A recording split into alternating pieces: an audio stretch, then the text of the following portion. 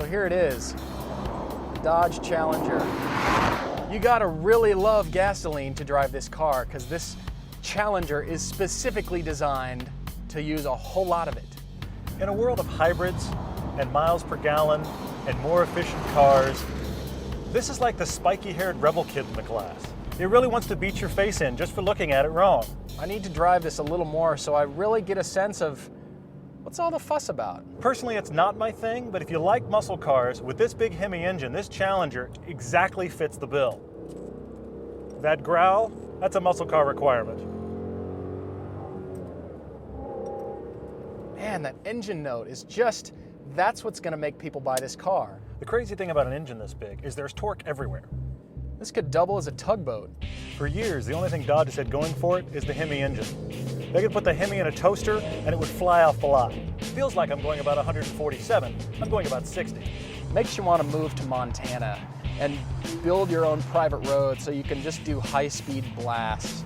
Even though this is not the Charger, the thing I think this car needs is the option to have it painted orange with a Confederate flag on the roof.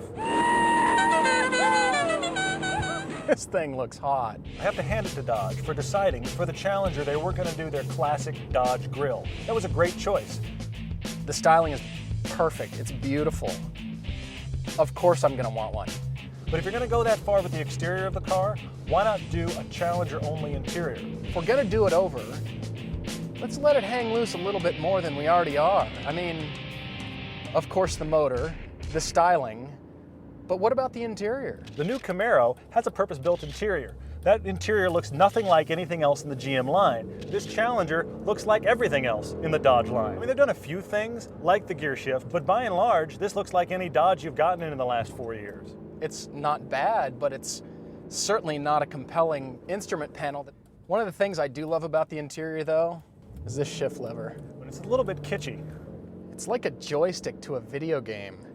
I just want to hang on to this thing and never let go. I really feel like it puts me in control of the entire car.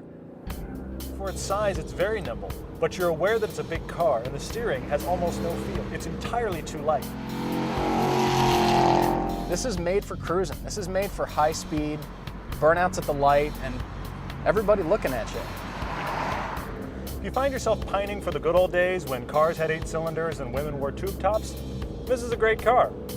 I feel like they're really starting to build a car for me. Driving the Challenger makes me want to go somewhere and get in a bar fight.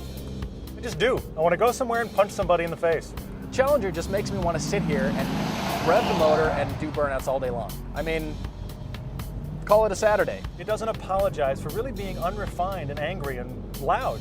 It brings out the part of me that just wants to screw it all and stomp on the gas and wish there weren't cops around. The Camaro and the Mustang better watch out. Having one of those driving experiences where I'm really glad it's not my car and it's not my gas. I honestly didn't think I was going to like this car, but wow.